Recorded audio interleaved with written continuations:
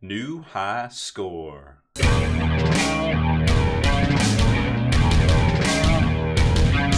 Spiky Bits. Welcome back, Hobby Maniacs. I'm Rob Bear from SpikyBits.com, and we are going to unbox and probably magnetize the new Warmaster Battle Titan for Adeptus Titanicus. So this bad boy is $160, believe it or not, $160. So the most expensive Titanicus kit out, or single Titanicus kit out there. And, you know, a lot of us kind of thought it would be on par with the size of Imperial Knight from Warhammer 40k. But so hopefully we get that put together today and we can figure that one out as well. Looks like I messed up this box a little bit. So getting into it, also this week for Titanicus was the Battle Force, which unfortunately Games Workshop at first said they would allow stores to get, and now stores can't. Well, then they put it on direct order, and then which makes it 10% more expensive to stores, and then they limited it one per store. So you can still get them out there. You'll just have to special order it through your local game store, unfortunately. But it's still kind of, you know, GW doing GW things, I suppose. Also this week was the new Titanic, well, I say new Titanicus rulebook, but I didn't buy it because I already have a Titanicus rulebook, the one from the starter set. They said there's some updates in it. It's $35, and then also the Loyalist Legio rules for, I think it's $50 for that book. But keep in mind, that's Loyalist Legios. There's Renegade Legios and Knights too, so you'd have to probably spend another $50 whenever they put that book out for content they've already released and all the expansion books since 2018. So I didn't realize that at first. I bought the Legio book and I'm like, wait a minute, this is just the good guys. Oh crap, I already have all this content. I just thought it'd be easier in one place, and then I just kind of shook my head and I was like, well, that was a mistake. So if it's worth it to you, pick it up. But I already bought all those books once. I have all the books. You know, it's just like they keep putting the same thing out over and over for a game that's like, you know, let's be honest, there's not as many of those playing Titanicus as we'd like to admit, but you know, being out there and having access to all the rules is great. If you're just getting into it, the Legio books are great. But if you're an existing player and you bought all the books since 2018, I don't feel like you need to buy those books again. But that's just my 2 cents. Let's get into the Warmaster Titan. So this bad boy comes with 4 ginormous sprues. Now I went and I looked, and none of them are identical either. They're all separate sprues with different parts on them, which is going to make for a very interesting build for sure. And we'll take a closer look at those here in a second. But I went and looked at the Imperial Knight, and the Imperial Knight is 5 sprues now with the Perceptor edition here recently. So it was 4 sprues, and now it is only now it's 5 actually for $157. So $3 less. You get something that's 5 sprues and has, well, probably way more variants in it than what comes in this Warmaster Titan. So here is the command terminal, which is very, very chunky. And the instruction manual, which I haven't been too impressed with the Titanicus instruction manuals and as of late. Here's your weapon cards, so you get to punch all these out, and then you know, slap them on your terminal here. Now what I've done, if you haven't seen in the past, and maybe I'll link the video here, is there's actually a magnetized board that you can buy. It's about this size, so you can laminate this card and then actually use double-sided tape. Let's see, you don't need anything on the back. So you can use double-sided tape to stick it to the magnetized chipboard, and then actually use magnetized little thumbtacks to keep track of your void shields, keep track of your reactors, keep track of your, you know, your damage points and all those things. And you can actually tack on your weapons after you put them in little sleeves as well, because there's sleeves that I think are the same size as these cards too. So I'll put the links in there so you can check all that out and kind of see how I set up all my terminals in the past. There is an app out there if you have an iPad. It's iPad optimized. That you can also keep track of all your stuff on too digitally, which is kind of nice. But you know, you have to scroll through it to see all your Titans in your Legio or your Legion, or your Manifold rather, which is kind of cool. But I like to have all my command terminals out because it's only on a 4x4 board anyways. But this will absolutely be the most chunkiest thing out there. So you've probably already seen the stats on it because it was all previewed. But I mean, there's a lot going on with this, and it's got these new anti-celly reactor that kind of customizes how you want to play it right there. Void shield wise, I think it's probably got the most void shields of any Titan out there, of course. And then it actually, instead of the triangles on the criticals, it has this little U. So a lot more chances to take a lot more damage with this thing, which probably, you know, explains why it's 850 points plus weapons. It's scale 12 monumentus, and you're not going to see a lot of these in games. You'll probably see one. Now, strangely enough, it's on the 120 mil oval, which is the same as like the Dread Knight and the Flying Stands and things like that out there as well. Not on 150 or 170 oval, which is what the Imperial Knights are on. Jumping into the instruction manual right here, which is probably going to be rather lengthy and chunky. Let's just kind of breeze through it as best we can. It looks like the legs go together pretty similar to what we've seen in the past. Individual toesies, of course. And it looks like there's some sort of system back here. I think there's a piston, if I remember. Yeah, there's this piston in the rear. It looks like that all goes in. A lot of these, and there's little gyros for stabilization. So you want to have those going completely horizontal, because that supposedly is what stabilizes the Titan's legs. And then you've got the normal build here. Now, what I'm thinking is I'm not going to put this cap on here, because a lot of times what I do is I magnetize this so it can twist at the waist and, you know, make all your pew pew noises. And then of course it wants you to put all the toe armor on, all the leg armor on, and everything like that, so it doesn't look like it skipped leg day or anything when it's working out at the Titan gym. But this, you know, you got to keep in mind, depending on how you're going to paint this, you're probably not going to want to glue this stuff down, because I always leave my armor off. I airbrush it separate. You know, I spray army painter metal, I think the bolt gun metal, all of this, and then I come in and lightly dry brush it, cut it back with some black, and you know, just detail it out like that. And then I paint the armor separately, and I glue all the armor on separately, because getting in there and doing all the trim, and I actually do the trim with Sharpies.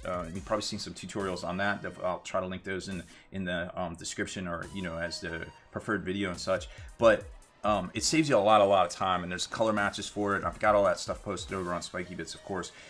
I can't tell you how much time I've saved using Sharpie markers on the trim. It's just amazing on using the metallic Sharpie markers. And then you've got the legs, which it looks like, we didn't know this, you can do 2 las cannons or 2 of these whatever rocket pods. I didn't even look to see what is that even a weapon. Is that a point defense weapon?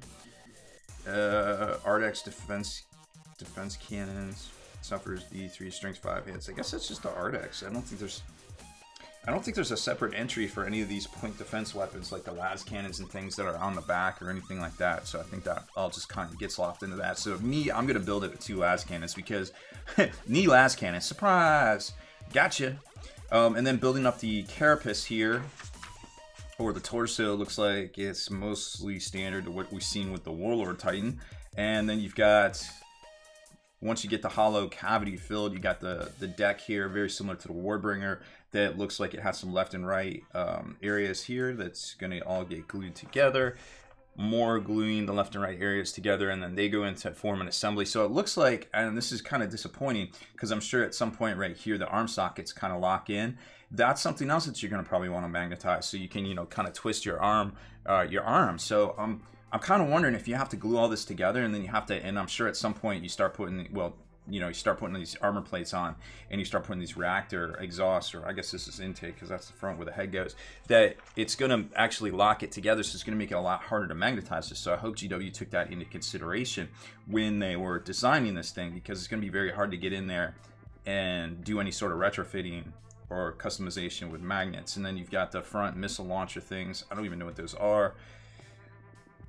That whole assembly goes in the middle, and then you've got this little, looks like a poop deck or walkway that comes out the back hatch, very similar to the Warbringer as well. And then looks like there's some sort of observation deck, also similar to the Warbringer, that's down on the waist. Okay, some more extra pieces underneath there that go together.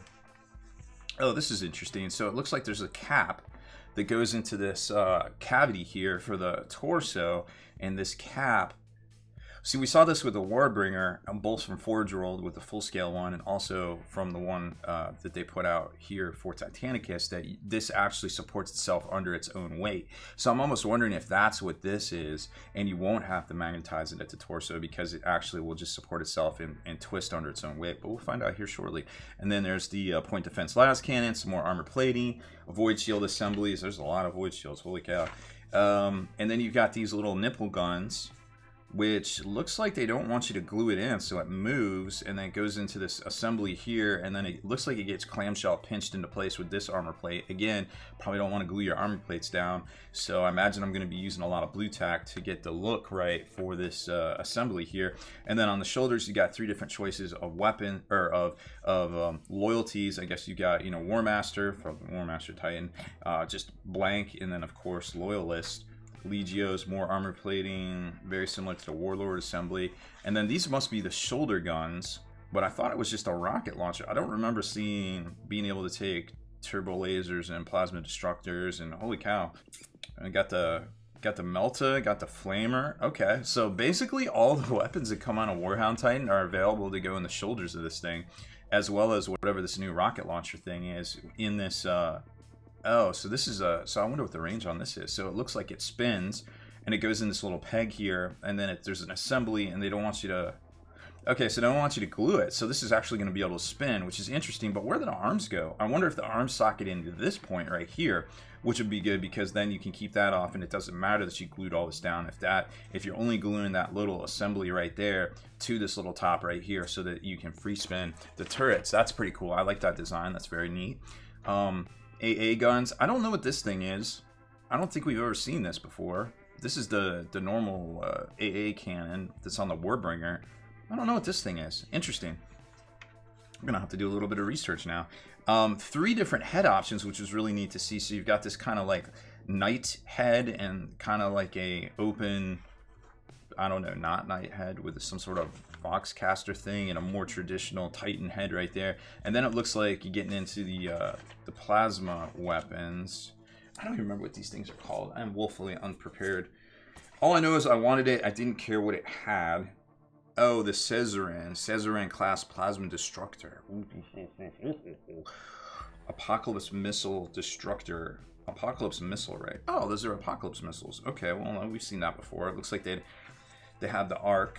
So nothing new there, actually. We've seen that for a lot of these on top of the Carapace.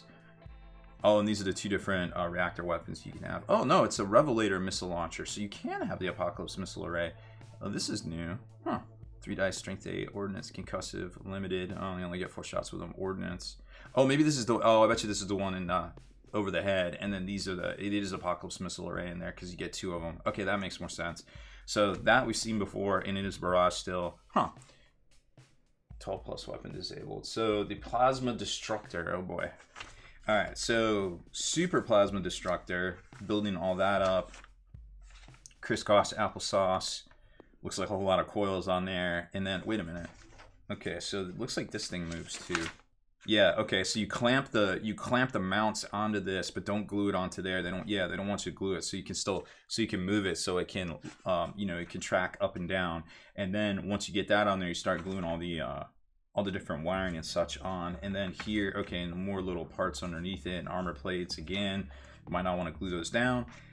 Here's the shoulder mounts. Okay, so this is, I bet this sockets into where those shoulder weapons are right here. So this is something we've seen before with the Warlord. I actually have my Warlord weapon here, which looks very, very tiny. This is the, the Sun Fury. So that is very similar to what we've seen right here. So I imagine that'll socket into the shoulders, and then you've got an armor plate. Heraldry pads on the front, more armor plates, heraldry plates. So finishing up the destructors. And then, yeah, it looks like, okay, so they tell you don't glue that down. So it looks like it's going to actually twist the waist and hold itself up. I'm still not going to glue that little piece right down just in case until I get it all built. Front cock armor plates. That is really interesting. And then you get your choice of heads, of course. And this is, okay, so it does socket in underneath where the shoulder weapons are. So now it looked like there's space in there already pre-made space, and we'll look at the sprues here in a second, for a magnet, which I really, really like. So it looks like this might actually, unless you want to switch out these weapons, all the shoulder weapons here, because it didn't look like that was done very well. So, and then you glue it on the base. So let's take a look at the sprues. Okay, so here's all 5 of the sprues, just to give us an idea of what we're working with right here. And I don't exactly know what all these parts are. I can tell, I'm just looking for some key stuff like this. Like this looks like what the the parts that go up into the shoulder weapon. So it looks like that has a recessed socket as well. So we may just be able to magnetize those, which is really cool. And then you've got all sorts of different intakes, outtakes, torso bits. I don't know why there's so many different AA gun mounts here. I guess you could theoretically do both. Yeah, it's really weird why they made so many. I don't know what that's about. Are they the same? They are the same. Huh. Okay. So you got 1, 2, 3, 4 of those, and you got 2, 4 of those, but I thought there was more than that. I don't know. That wasn't what they indicated on the instructions. And then here's the plasma destructor bits, the head bits, more plasma destructor bits. Looks like this is the missile launcher that goes in the middle. So nothing too crazy right here, just kind of looking for those parts. So we may be able to magnetize them more. Armor, oh, this is all like pretty much just a whole thing of armor plates, it looks like, which is really cool. But nothing that's gonna, oh, I wonder if you could magnetize the little AA guns. I bet you could, because there's sockets on those. All right, that's interesting. And last but surely not least, the locomotive pieces. There's the las guns, or las cannons, I guess they are. Jeez. Didn't see the shoulder. I guess they escaped us. Well, we'll get it all clipped down and put together and figure it all out from here. Hopefully it does not require too much on the side of magnetization work. If you have to close up that carapace, it's gonna. Oh, here they are. So they're halves. So that's the sockets. So it looks like in theory you could get a magnet in there too. Very interesting. All right, well, let's get to it. And here he is. Kind of crazy. Like magic, he just appears. So time lapse about 7 hours. Yeah, about 7 hours to clip it all down, file it all up, get it all assembled, and we were able to magnetize it. So pretty cool. You might see a lot of blue tack in here because none of these armor plates are actually glued down. I use blue tack to kind of cover up everything just to give you a really good idea of how it would look with all the armor plates on and all the like cool stuff and cool features and things you're actually able to do. So first up, the waist, it does not need to be magnetized. That little coupling right there and this little piece right here, I actually glued it down. It twists just fine, although sometimes it does rub on the plasma destructor thingies over there. But yeah, that's pretty good design on GW's part, which I thought was pretty neat. And I like to set him down on use his little arms to set him down. But there's a couple of key features I wanted to show you right here. These cannot be moved, so you kind of got to glue them in place, unfortunately. And this forms kind of like a sandwich card kind of poster. Of all the armor around it. So when you do eventually, and I didn't put the toe armor on because that was just too much. I wasn't gonna. So there's toe armor that goes around here too. I just didn't glue it on, or I didn't blue tack it on because come on. You can use your imagination on that one, but you can see all the blue tack on that. So it's gonna be a lot to get this off and start priming it, but y'all are worth it. So this is actually pretty cool. There's right and left on the inside socket here of the assembly on the toes, so you know which way it's supposed to go. So it's going to canter slightly in. If it doesn't canter slightly in, it's basically standing straight up. You put the legs on the wrong side. But if I recall correctly, this is R and this is L. So it's the actual model's right leg is R and left leg is L. So just keep that in mind right there. But other than that, just it builds together pretty good, super easy. Just keep an eye out for cat hairs and just follow all the instructions. No real gotchas right here. Everything's basically the same part, just mirrored at that point. And then on this bad boy right here, there is so much going on with this. Let me tell you what. So when you put this cock armor plate assembly together, what you want to do is I use that super thin Tamiya glue. And what I did was I just glued all the points together, and it's going to want to kind of hook out like a J, and just lay it down flat on a table, and then it'll just do this, and it'll lay down mostly flat, so you don't have to worry about that. So that was a little annoying. Now these do magnetize, and the sockets in there are already ready to go. So all you have to do is get a 1/8 by 1/16 inch magnet, well, 2 of them, and you're good to go right there. I got a bunch of those from Magnet Baron already on deck. It's actually what I use to magnetize my night weapons, my Imperial night weapons. So very cool. And then I checked my polarities. with well, I hope I did. Watch me eat my words right here. But yeah, with with my warlord, so all my warlord weapons can switch out and look really, really tiny. Somebody didn't work out his arms on this guy too. Now, speaking of weapons and magnetizing, this is really cool right here. So you want to be very careful that you don't glue down this little peg that goes up into the other slot in here, so that you can rotate this weapon mount right here. Now, it does track up and down, but what I found was it's really difficult to do so. And I had to cut down the nubs to put this in here. I think I used a little blue tack, but it fits in there just fine. I just didn't want it falling out for this video. But what I did end up doing was I put a smaller magnet in here as well. I believe that was a 3/16 by 1/16 magnet. So you're only gonna need like 6 magnets total.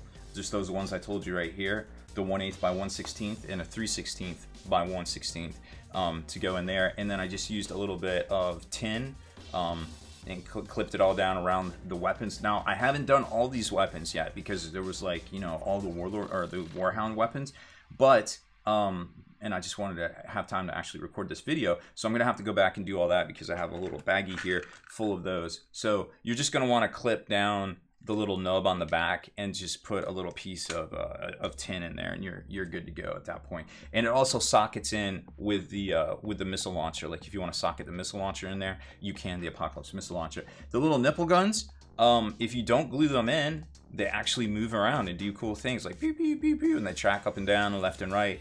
And then this is just this armor plate is just blue tacked in. This doesn't move at all, although it is blue tacked down, so it appears like it might be a little loose. And then that just glues in, or that just magnetizes on. And the only other thing to mention is you don't actually have to glue this piece in place right here. This actually is not glued in, so I can pull it out and work on the armor plating when I paint it separately. I haven't decided what colors I want to do anything, but this will actually pop out. You don't want to glue the poop deck or the little ramp to the back of it. But this right here is what I wanted to show you. You can do this so that these just move, or you could magnetize this. Now, I just thought that was just way too much, because these magnets actually have to be 1/8 by 1/32. Believe it or not, they're super tiny. And I did have some, and they do fit in there, but that's just too much work for something that I don't care if it moves left and right at this point. I just care if it moves up and down. For me personally, I was okay with that, but maybe you want to magnetize it, so you'll have to get some of those magnets. And remember too, there's those other weapons, which I don't know what they are, and there's actually mounts for them too, so you could actually pull these out and put those other ones on it. I don't know if it matters. Maybe I'm just being stupid, but I'm okay with this assembly right here for me personally. And then on the back here, not a whole lot moves back here either. You can kind of see the detail of the hatch and the little deck similar to Warbringer. You can see the point defense las cannons here. There's actually a deck down in here with a hatch, and down in here with a hatch, but all that's kind of blue tacked together. And then these huge exhausts right here. So not a whole lot going on the top or rear, like maybe with the Warbringer, but I mean, this assembly is pretty neat. Now, I know what you're thinking. How big is it compared to an Imperial Knight? Well, let's see if I can hold all these things with my giant mantis hands. This is how big it is. It's the same size as an Imperial Knight, believe it or not. How crazy is that? Now, the bases are obviously different, but it is exactly the same size without a carapace weapon on the Imperial Knight, believe it or not. That's, wow. So, you know, price-wise, it's cool. It's a new release, right? But you do get more value out of Imperial Knight because you get 5 sprues in that kit now with the Preceptor, the addition of the Preceptor to the box set. But this is something new and kind of cool, and maybe we'll see some of these on 170mm bases, you know, as counts as Imperial Knights, because they're just kind of different looking. And, you know, with all the Mechanicus stuff out there, maybe it's just something cool to do, and some, you know. But there's going to be probably plenty of these Warmaster Titans floating around out there, as, you know, you can only use one, pretty much one. I mean, you could put more than one in an army, but would you? I don't know.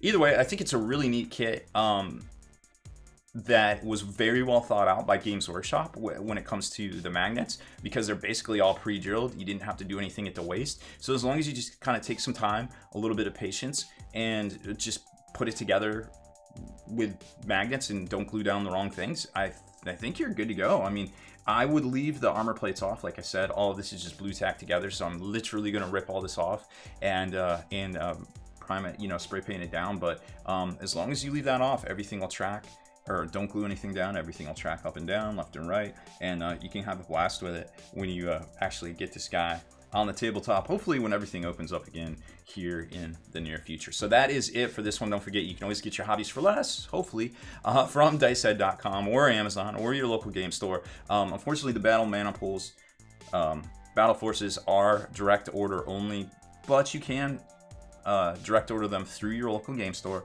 And remember what I said about the books too. If you're just getting into Titanicus, the rule book's a great buy. You do get one with the starter set if those are still available. But the Legio books might be a better buy for you if you're new, because it's a collection of all the books and you don't have to spend 40 bucks a pop. And I think there's like 8 of them at this point.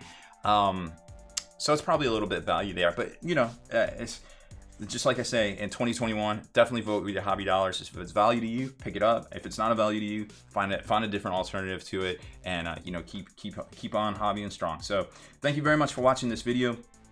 Make sure to hit that subscribe button and turn on notifications so you can be the very first to like and comment on all our videos.